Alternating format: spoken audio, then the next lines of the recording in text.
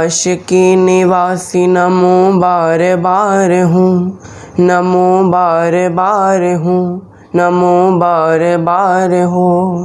आयो शरण तिहारी भोले तार तार दो। कैलाश की निवासी नमो बार बार हूँ, नमो बार बार हूँ। आयो शरण तिहारी भोले तार तार दो। आयो शरण तिहारी भोले तार तार दो। बोले जी भक्तवत्सल भगवान की जय। बोले सवरिया सेठ भगवान की जय। बोले जी बाकी बिहारी सरकार की जय। तो भक्तों, जिस प्रकार पूर्व सत्र में हमने भगवान के परम लाडले भक्त नरसिंह जी का जीवन चरित्र, इसको नानी बायरो मायरो कहते हैं, उसका एक संक्षिप्त विवरण जाना। हमने कल भक्त, भगवान और भक्ति, इसके बारे में एक विस्तृत विवरण जाना। आज से हम नानी बायरो मायरो नाम की कथा का शुभारंभ करते हैं।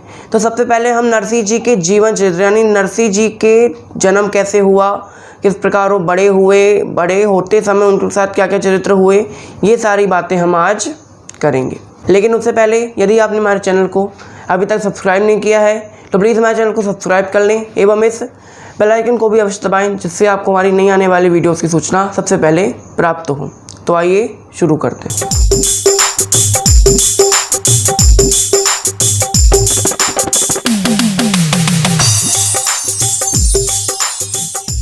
कल हमने नरसिंह जी के जीवन चरित्र का एकदम संक्षिप्त विवरण जाना कि नानी बायरो मायरो कथा का मतलब क्या है ये नानी बाई कौन है, इसका मायरा, ये हमने कल जाना। तो आज हम नरसिंह जी के जीवन चरित्र में प्रवेश करेंगे। नरसिंह जी का जन्म गुजरात के जूनागढ़ नामक स्थान पर एक नागर ब्राह्मण परिवार में हुआ था। नरसिंह मेहता जी का उनके नाम के बाद मेहता क्यों लगाया जाता है? गुजरात वगैरह में मेहता उनके नाम के आगे लगाया जाता है जो लोग मुनीमगिरी का काम करते हैं। लेकिन नरसिंह जी तो ब्राह्मण परिवार के थे, तो मुनीमगिरी से उनका क्या लेना देना। जो उनके दादा परदादा थे नरसिंह जी के, वो राजसभा में, राज दरबारों में लिखा पढ़ी का काम करते थे, लेन देन का काम करते थे, इसलिए उनके नाम के आगे मेहता पदवी लगा दी गई। मेहता उनका प्रॉपर सरनेम नहीं था, केवल एक पदवी लगा दी गई कि मेहता जी बोलते। तो नरसिंह जी के नाम के आगे भी मेहता लगाएगा। तो नरसिंह जी का जन्म गुजरात के जूनागढ़ नामक स्थान पर एक नागर ब्राह्मण परिवार में हुआ था। अब 1 महीने के भी नहीं होने पाए नरसिंह जी, उसी समय गांव में एक बीमारी आई थी जिससे नरसिंह जी के माता पिता का देहांत हो गया और वो ठाकुर जी के धाम को पधार गए। अब नरसिंह जी अकेले नहीं थे, नरसिंह जी के एक भाई भी थे बड़े, जिनका नाम था बंसीधर। वो बहुत बुद्धिमान थे और नरसिंह जी के साथ केवल एक ही समस्या ऐसी नहीं थी कि नरसिंह जी केवल माता पिता नहीं थे, नरसिंह जी जन्म से गूंगे और बहरे भी थे। वो ना कुछ बोल सकते थे और ना ही कुछ सुन सकते थे। अब ऐसे अगर आसपास हमारे कोई ऐसा होता है जिसके कोई दिव्यांग होता है, जो कोई बोल नहीं सकता, सुन नहीं सकता, चल नहीं सकता, हाथ उसके काम नहीं करते, तो थोड़ा लोग उससे दूरी बना कर रखते। तो नरसिंह जी के साथ भी ऐसा ही होता था। नरसिंह जी को लोग ज़्यादा पसंद नहीं करते थे, उनसे दूरी बना कर रखते, कहते अरे इससे क्या बात करनी है, इसको हटाओ, इससे कोई बात नहीं करनी। नरसिंह जी से दूरी बना कर रखते, कोई उनको प्यार नहीं करता था। और वहीं उनके बड़े भाई थे बंसीधर, जो बुद्धिमान थे।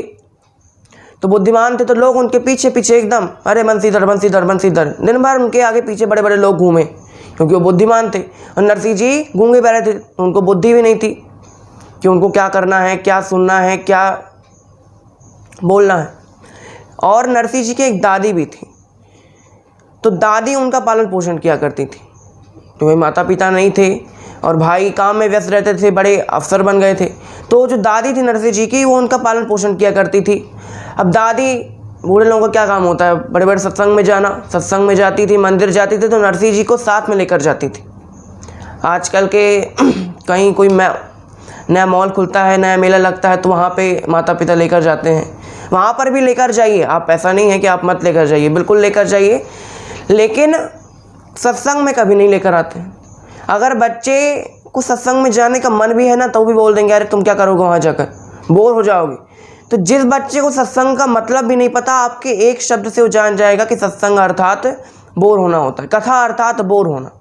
तो जीवन भर वो बात अपने दिमाग में बैठाए रहेगा कि कथा अर्थात बोर होना है, कथा सुनना यानी दिमाग को बोर करना। तो फिर हमेशा वो कथा से दूर भागेगा। सत्संग में कभी नहीं लेकर आते हैं बच्चों को, और मेला घुमा ले जाते हैं। तो मेला घुमा ले जाइए, ऐसा नहीं है, आप जाइए, लेकिन जिस तरह आपने बाकी सारी चीज़ों को इतना महत्व दे रखा है कि हफ्ते में एक दिन होता है ना संडे, जहाँ पर लोग आराम करने का दिन होता है या घूमने फिरने का दिन होता है, तो संडे को लोग जाते हैं, मॉल जाते हैं, सिनेमा जाते हैं और कई सारी जगह जाते हैं, तो वहाँ पर भी जाइए। लेकिन जिस तरह आपने हर चीज़ को महत्व दे रखा है, सिनेमा को, मॉल को, उसी तरह मंदिर को भी महत्व दीजिए। यानी जैसे आपने हर चीज़ का एक दिन फिक्स कर रखा है कि आपको इस दिन यहाँ जाना है, उस तरह मंदिर का भी एक दिन फिक्स करो कि इस दिन हमको अपने परिवार के साथ मंदिर जाना है। या मंदिर नहीं जा सकते तो इस दिन घर में हफ्ते में एक दिन रामायण का पाठ होगा या सुंदरकांड का पाठ होगा या फिर कोई कीर्तन होगा। तो जैसे आपने हर चीज़ को महत्व दे रखा है, तो मंदिर को भी महत्व दीजिए, सत्संग को भी महत्व दीजिए। क्योंकि आप ये सब मॉल वगैरह, मॉल और सिनेमा हॉल किसकी वजह से जा पा रहे हैं? पैसा किसकी वजह से आ रहा है? भगवान की दया से आ रहा है ना। तो अगर आप भगवान जिन्होंने आपको इस काबिल बनाया कि आप यहाँ वहाँ घूमने जा सकें, यहाँ वहाँ आप आराम कर सकें, उनके लिए भी आप कभी कभी समय निकालिए। तो नरसिंह जी की दादी नरसिंह जी को खूब मंदिर में, खूब सत्संग में लेकर जाती। और अब नरसिंह जी को बड़ा अच्छा लगता था सत्संग में जाना। अब सुबह शुरुआत से जो सत्संग में गए, मंदिर गए, तो उनकी जो बुद्धि थी वो भगवान में लग गई। वो बोल सुन तो सकते नहीं थे, लेकिन देख सकते थे, थोड़ा बहुत समझ में आता था उनको। तो उनका दिमाग जो है भगवान में लग गया। एक दिन अब नरसिंह जी के जो बड़े भाई थे, उनका विवाह हुआ तो नरसिंह जी के बड़े भाई पढ़े लिखे थे, तो भौजाई भी पढ़ी लिखी आ गई नरसिंह जी की। अब भौजाई ऐसी पढ़ी लिखी आई कि पूरे गांव को पढ़ाए, पूरे गांव में अपने आप को सरपंच मानती थी, पूरे गांव वालों को अपने इशारों पर नचाती थी। किसी के घर अगर घुस जाए तो मान लो आज तो पूरी महाभारत वहीं होनी, पूरी रामायण वहीं होनी, अगर किसी घर में पहुंच जाए तो आज कल है मचना ही मचना। ऐसी थी उसकी भौजाई। अब यहाँ एक दिन दादी के जो मन में था कि दादी हमेशा यही सोचती रहती थी कि मेरा छोटा सा पोता है, ये बोलने लग जाए, सुनने लग जाए तो मैं चैन से मरूं, क्योंकि मुझे नहीं लगता कि मेरे मरने के बाद और कुछ तो ये करने वाली है ये भौजाई, तो और इसको मार पीट के भगा देगी। तो जब तक मैं जिंदा हूँ बस मैं इतना देख लूँ कि मेरा पोता बोलने लग जाए, सुनने लग जाए। तो दादी उसको हर सत्संग में, हर कीर्तन में जाती, और अगर जान जाए कहीं कोई महाराज आए हुए नए, तब तो बिल्कुल अपने पोते को लेकर हाँ चल चल चल चल, हर महाराज का आशीर्वाद दिलाती। एक दिन शिवरात्रि का पर्व था और रात को उस बुढ़िया ने, नरसिंह जी की दादी ने, ये सोच रखा था कि रात में उन्होंने विचार कर रखा था कि मैं कल सुबह जल्दी 4 बजे उठकर नहा धोकर शिव जी के मंदिर में जाऊंगी, जल चढ़ाऊंगी। क्योंकि शिवरात्रि के दिन हम लोग जानते हैं कि सुबह से शाम तक, शाम से लेकर रात तक तांता लगा रहता है, बिल्कुल भीड़ ही भीड़ रहती है। मंदिर में जाओ तो जगह ही नहीं मिलती। कुछ लोग तो क्या करते हैं, जल चढ़ाने जाते हैं, तो कुछ लोग तो शिव जी पर जल चढ़ाते हैं, कुछ लोग आगे वाले पर जल चढ़ा देते हैं लाइन में। जाना तो वहीं है, बस हावल तोड़, जल्दी जल्दी काम करो। तो नरसिंह जी की दादी ने सोचा कि बहुत भीड़ हो जाती है, लोग एक दूसरे पर जल चढ़ा देते हैं, बहुत धक्का मुक्की होती है, तो मैं सुबह सुबह जल्दी उठकर 4 बजे ही शिव जी के मंदिर में जाकर जल चढ़ाऊंगी। ठीक है। अब दादी सुबह तैयार होने लगी तो नरसिंह जी ने कहा, मतलब उन्होंने ऐसे कहा, कहाँ जा रही हो? ये बोल तो सकते नहीं थे। दादी ने कहा कि ऐसे मंदिर जा रही हूँ। वो नरसिंह जी ने कहा मैं भी चलूँगा। दादी ने कहा तू क्या करेगा वहाँ जाकर? तो नरसिंह जी ने कहा नहीं मुझे भी चलना, ऐसे इशारे में कि मुझे भी चलना, मैं भी चलूँगा। दादी ने कहा चलो ठीक है। दादी भी उसको हाथ पकड़ कर तैयार करके ले गई, चल तू भी चल महादेव जी के मंदिर में। दादी महादेव जी के मंदिर गई, अब भोलेनाथ पर जल चढ़ाया, बहुत स्तुति करती है। और मन में क्या बात है, एक ही बात है ना कि मेरा पोता बोलने लग जाए, सुनने लग जाए, तो मैं चैन से मरूं, अपने रब के धाम जाऊं।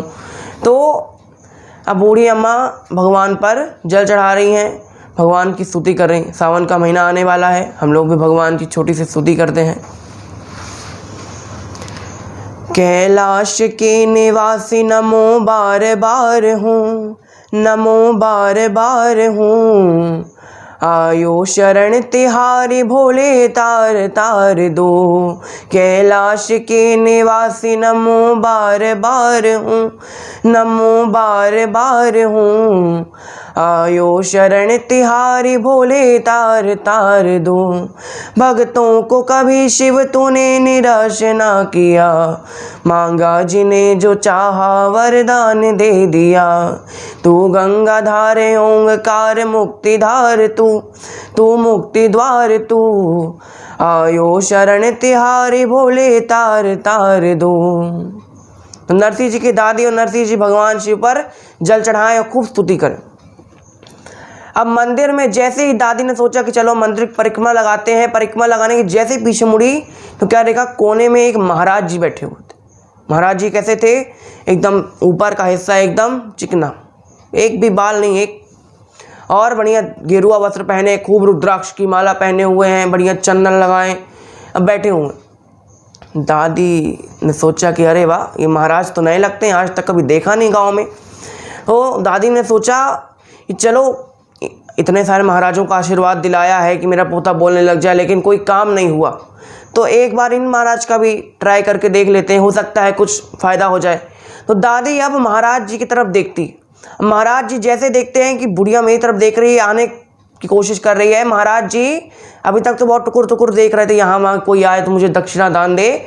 महाराज जी ने जैसे देखा कि बुढ़िया आ रही, वैसी आँखें बंद कर ली। नरसिंह जी की दादी सोचे, वाह महाराज बड़ा होशियार लगता है, अभी तक तो यहाँ वहाँ देख रहा था, जैसे ही देखा कि मैं आ रही हूँ वैसे ही अपनी आंखें बंद कर ली। लेकिन बुढ़िया भी पक्की एकदम, दादी अम्मा अब चली महाराज के पास।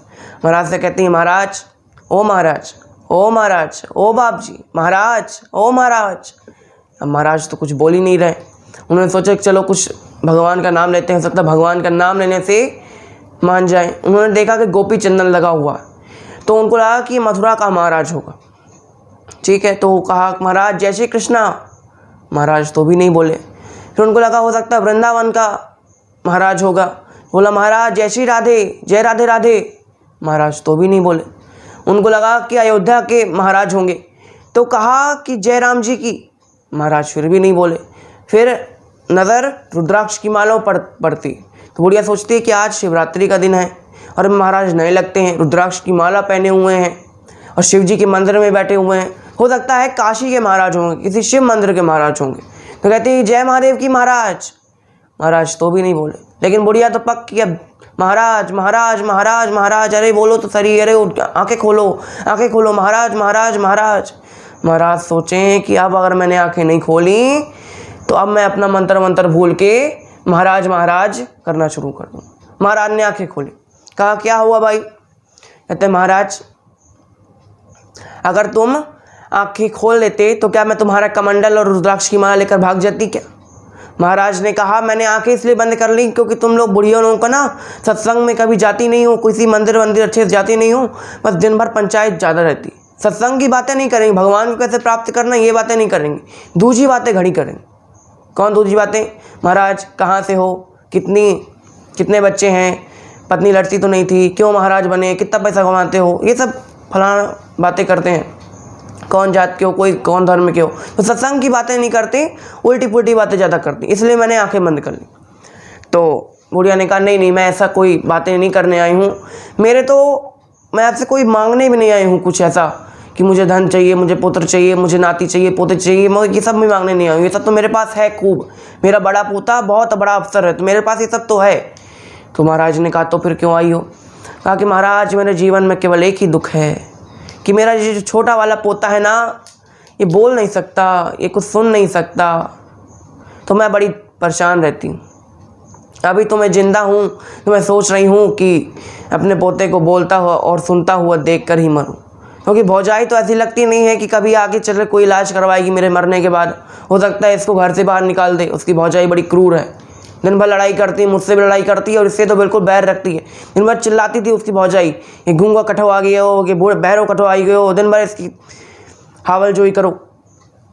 तो दादी ने कहा महाराज कुछ भी करो, मेरे पोते को बोलता करो, बोलने लग जाए, सुनने लग जाए, ऐसा कोई आशीर्वाद दो इसको, क्योंकि पूरे परिवार वाले इसको परेशान करते, पूरे परिवार वाले इसको अरे गूंगो, अरे बहरो, अरे भोड़ियो ऐसे चिल्लाते। तो महाराज ने कहा अच्छा कहाँ है तेरा पोतो? तो बुलाई दादी ये इधर आ। अब महाराज जी ने उनको अपनी गोद में बैठाया, नरसिंह जी को। अब महाराज जी ने माथे पर हाथ फेरा, हाथ फेरते महाराज ने कहा अरे भाई तेजा, ये जो पोतो है ना ये बहुत बड़ा भक्त बनेगा, बड़े बड़े भक्तों में इसका नाम आएगा, युगों तक लोग इसका स्मरण करेंगे। तो दादी अम्मा बोली कि महाराज ये कैसी बात कर रहे हो, ना बोल सकता ना सुन सकता, तुम कहते हो बड़ा भक्त बनेगा, ना बोलते बनता ना सुनते बनता, तो क्या भक्ति का टांग से करेगा क्या? महाराज ने कहा नहीं देख अभी मैं क्या करता हूँ।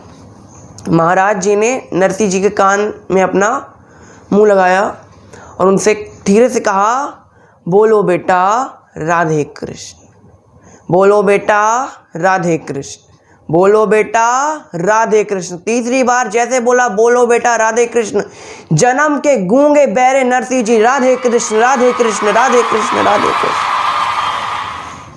क्यों ये सब नामों का महत्व बताया जाता है कि राधे कृष्ण नाम क्यों बोलना चाहिए, क्यों संकीर्तन करते हैं? ये महत्व है, ये नाम इसीलिए आपको सुनाए जाते हैं, कोई संकीर्तन करने को कहा जाता है, क्योंकि ये नाम कोई साधारण नाम नहीं है। हम बोलने वाले साधारण हैं, लेकिन नाम किसका है? साक्षात परमपिता परमेश्वर का। उनका नाम अगर आप लेते हैं तो कुछ ना कुछ चमत्कार ज़रूर होना, जैसे नरसिंह जी के साथ हो। अब जैसे ही बूढ़ी अम्मा ने सुना कि मेरा बेटा तो बोलने लगा, मेरा पोता बोलने लगा, अब तो ये गूंगा भी नहीं बहरा भी नहीं, अब तो और बुढ़िया की सारी diabetes, BP, high blood pressure सब बढ़िया, सब एकदम परफेक्ट। अब यहाँ तो फूली नहीं समारी, कहती अरे महाराज जी अरे क्या बात है क्या बात है क्या बात है, तुमने तो मेरी शिवरात्रि की पूजा ही सफल कर दी महाराज। चलो चलो मेरा जो बड़ा पोतो है ना बहुत बड़ा अफसर है, तुमको मैं पूरा गांव घुमाऊंगी, बड़ी बड़ी अच्छी अच्छी व्यंजन खिलाऊंगी, बड़े बड़े अच्छा पेट पूजा कराऊंगी। महाराज ने कहा हम किसी के घर नहीं जाते भाई, हम किसी घर नहीं जाते, अगर तुमको कुछ बहुत प्रसन्न हो, कुछ देना हो तो यहीं दे दो। अब पहले के ज़माने में जो बूढ़ी औरतें थीं उनके साड़ी के पल्लू में एक जेब हुआ करती बगल में, आज कल नहीं होती, पहले हुआ करती थी, साड़ी के पल्लू में एक छोटी सी जेब बनाया करती थी। अब जेब में ज़्यादा पैसा तो होता नहीं था, लेकिन काम चलाऊ पैसा होता था। तो नरसिंह जी की दादी के जेब में 10 रुपये पड़े हुए थे। अब ये बात हो रही है 1414 यानी 500-600 साल पहले की बात है। अभी के माने 10 रुपये तो कुछ नहीं है, लेकिन उस ज़माने में 10 रुपये बड़े बड़े धनवान लोगों के पास हुआ करता था। अब 10 रुपये पड़ा हुआ था। अब 10 रुपये सोचे क्या है महाराज जी 10 रुपये क्या करेंगे, फिर सोचा कि 5 रुपये दूँ क्या, फिर सोचा अरे 5 रुपये का क्या करेंगे महाराज जी, फिर सोचा 2 रुपये दूँ क्या, 2.5 रुपये दूँ कि 1 रुपये दूँ कि आधा पैसा दूँ। महाराज जी ने मन में सोचा कि बुढ़िया का मन नहीं देने का। महाराज ने कहा अरे नहीं भाई मैं कुछ नहीं लेता, मैं बड़ा संतोषी ब्राह्मण हुआ है, चलो तुम आगे बढ़ो। अब तो बुढ़िया पूरे मोहल्ले में पूरे गांव में ढिंडोरा पीटे कि मेरा पोता बोलने लगा, मेरा पोता सुनने लगा, मेरा पोता देखो देखो बोलता है। पूरे गांव वाले कहें कि जन्म का गूंगा बहरा कभी बोल सकता है क्या? दादी ने कहा चल बोल के बता सारे गाँव वालों को। अब नरसिंह जी ज़्यादा कुछ तो सीखा नहीं था कि पूरा एकदम बोलने लगते, बिल्कुल वर्णमाला सुना देते, नहीं, उन्होंने केवल 2 शब्द सीखे राधे कृष्ण। तो वो राधे कृष्ण राधे कृष्ण राधे कृष्ण। गांव वाले बहुत चक्की आ गए, क्या बात है भैया, ये जन्म का गूंगा बहरा आज कैसे बोल रहा। अब दादी घर में लेकर जाती, घर पे कहती है अरे खोल दरवाज़ा, अपनी बहू से कहती है। बहू कहते नहीं खोलूँगी, क्यों सुबह से चली गई थी। कहती अरे आज तो खोलना पड़ेगा, आज तू नहीं खोली ना तो जीवन भर पछताएगी। बोली क्या हो गया भाई आज? कहते आज तेरा ये जो देवर है ना बोलने लगा। कहते हैं जन्म का गूंगा बहरा कहीं बोल सकता है क्या? बोला अरे तू गेट तो खोल। गेट खोला, फिर बोला चल अपनी भौजाई को बोल के दिखा। नरसिंह जी ने भाई ज़्यादा कुछ सीखा नहीं था, केवल 2 शब्द सीखे राधे कृष्ण राधे कृष्ण राधे कृष्ण। तो वो राधे कृष्ण। भौजाई बोले तो है, पर एक कौन है राधे कृष्ण कौन है? देखिए सत्संग में नहीं ले जाएंगे ना बच्चों को तो यही हाल होगा। जो कभी सत्संग नहीं की, दिन भर लड़ाई झगड़े करती थी, क्या जाने कौन राधे कृष्ण। सत्संग में जाओ तो पता चले कौन राधे कृष्ण कौन सीताराम। बोले कौन है राधे कृष्ण। अब यहाँ जैसे ही उन्होंने सुना कि लड़का बोलने लगा, अब तो दादी अम्मा के चरणों में गिर गई। आज तक कभी सम्मान नहीं किया दादी का, आज चरणों में गिर गई। क्या बात है, किस महाराज जी के पास से होकर आई हो? और हमको ही बता दो, हमारे भी जो भतीजे लोग हैं ना थोड़े से मंदबुद्धि हैं, अगर तुम बता दो तो मैं उनको भी वहाँ लेकर जाऊँ मंदिर में महाराज जी के पास। तो बताया बुढ़िया ने कि ये मंदिर है, यहाँ महाराज जी बैठे हुए हैं, अभी बैठे होंगे, जाओ ले जाओ अपने भतीजे लोगों को। तो जाती है अपने मायके भतीजों को लेकर चलती है। अब जैसे मंदिर पहुँचे तो क्या देखती हैं, वहाँ कोई महाराज तो है ही नहीं। पूरे गांव ढूंढ डाली लेकिन महाराज नहीं मिले। ऐसा माना जाता है कि वो महाराज और कोई नहीं, साक्षात परमपिता परमेश्वर श्रीमन नारायण भगवान थे। वो नरसिंह जी से बुलवाना चाहते थे कि कम से कम मेरा भक्त है तो मेरा नाम तो ले। यहाँ नरसिंह जी अब बोलने लगे। अब दिन भर वो भगवान का कीर्तन करते, राधे कृष्ण राधे कृष्ण राधे कृष्ण। अब बूढ़ी अम्मा ने अब एक इच्छा तो पूरी हो गई कि मेरा पोता बोलने लगा, सुनने लगा। अब एक इच्छा पूरी होने से क्या मनुष्य लोग संतुष्ट हो जाते हैं? नहीं। एक इच्छा पूरी हुई नहीं कि दूसरी इच्छा ने जन्म ले लिया। दादी अम्मा कहें कि अभी तक तो क्या कर रही थी कि मैं बैठी हूँ जब तक मेरा पोता बोलने लग जाए, सुनने लग जाए। अब कहें दादी अम्मा कि मैं बैठी हूँ जब तक मैं अपने पोते को पढ़ा न दूँ। पढ़ा दूँ मतलब विवाह न कर दूँ। अब जैसे जैसे एक इच्छा भगवान पूरी करते हैं तब दूसरी इच्छा का जन्म होना शुरू हो जाता है। लेकिन जब उम्र बढ़ती रह जाए तब मनोरथ इच्छा कम कर देनी चाहिए, ना कि और बढ़ाइए। जब उम्र बढ़ जाए तब मनोरथ इच्छा कम कर दो। इच्छा करनी है तो केवल यही इच्छा करो कि मैं बैठी हूँ जब तक मेरे को मेरा सावरियों मिल जाए, मैं बैठी हूँ जब तक मेरा भजन हो जाए। लेकिन ये इच्छा तो किसी के मन में होती नहीं है। मीराबाई के बारे में हम सभी जानते हैं, वो भी कथा प्रेमी थी। अपने दादोसा यानी दादाजी, बब्बा जी, अपने दादाजी के साथ वो रोज़ कथा सुनने जाया करती थी। अब पहले के ज़माने में बहुत ज़्यादा बड़े पैमाने पर कथा नहीं होती थी, छोटी सी कथा होती थी। मंदिर में ही 10-15 लोग बैठते थे, सामने महात्मा जी बैठे कथा सुनाने। पहले के ज़माने में नियम था कि कथा सुनाने के बाद महात्मा जी पूछते थे जो कथावाचक है सबसे कि अगर किसी को कुछ और बातें पूछनी हो या फिर कथा में आपको कुछ समझ नहीं आया तो बताइए। अब लोग थके हारे रहते थे, 3-4 घंटा दे देते थे महाराज जी को कथा सुनाने के लिए। उतने में कहते थे अरे महाराज बस करो, अब बस करो महाराज, चलो अब काम करना है, अपने अपने घर में चलो। किसके पास इतना टाइम है, कोई पूछेगा कैसी लगी कि हमको क्या प्रॉब्लम है। सब लोग चले जाते। मीराबाई के दादोसा यानी दादाजी भी चले गए, सब लोग चले गए, केवल मीराबाई बैठी रही। अब मीराबाई जब सब लोग चले गए तब वो जो कथावाचक थे अपना पोथा ही पत्रा समेटना शुरू किया। तब मीराबाई उनके पास आती है। मीराबाई कहती है महात्मा जी मेरा आपसे एक प्रश्न है। महात्मा जी ने कहा अरे बड़े बड़े लोग चले गए और तेरे को क्या प्रश्न करना है बेटी? फिर महात्मा जी ने कहा चलो बताओ क्या प्रश्न है। तो मीराबाई ने कहा कि आपने कथा तो सुना दी, लेकिन ये हरि से मिलन कब होगा? कथा तो हमने सुन ली, 3-4 घंटा आपने कथा सुनाई, कई दिनों से आप कथा सुना रहे हैं, लेकिन ये बताइए ये हरि से मिलन कब होगा, प्रभु से मिलन कब होगा? मेरी ये इच्छा है, कथा तो मैं सुन रही हूँ लेकिन प्रभु से मिलन कब होगा? तो महात्मा ही समझ गए कि ये बड़ी भक्त है। मीराबाई का नाम हम सभी जानते हैं, बड़े बड़े भक्तों में आता है, भगवान की बहुत सेवा की थी। और हम कहते हैं कि एक उम्र में जाने के बाद मनोरथ इच्छा कम कर देनी चाहिए। वो तो बचपन से ही भगवान पे लग गई, अपने मनोरथ इच्छा उन्होंने कम कर दी थी। तो इस प्रकार जब एक इच्छा भगवान पूरी करता तब दूसरी इच्छा जन्म ले लेती है। तब नरसिंह जी की दादी के मन में इच्छा आई कि नरसिंह जी का विवाह करा दो। नरसिंह जी का विवाह भी संपन्न हो गया। नरसिंह जी का विवाह संपन्न हुआ, बड़ी अच्छी लुगाई आई। अब आगे की कथा हम कल करें। यहाँ तक आज मैंने कथा सुना दी कि आज नरसिंह जी बोलने सुनने लगे, उनका विवाह हो गया। आज की कथा को हम यहीं विराम देते हैं। आज के लिए बस इतना ही। कमेंट सेक्शन में कमेंट करके बताइए कि आपको आज की कथा कैसी लगी। डिस्क्रिप्शन बॉक्स पर गूगल फॉर्म की एक लिंक है, वहाँ पर जाकर आप हमें सजेशन दे सकते हैं कि हमें अपने वीडियो में कौन कौन से सुधार करने हैं, कौन कौन सी नई कथाओं को लाना है। आपके मन में हमारे प्रति या भगवान के प्रति कोई प्रश्न हो तो वहाँ आप पूछ सकते हैं। तो आज की कथा को हम यहीं विराम देते हैं। आज के लिए बस इतना ही। आपका बहुत बहुत धन्यवाद।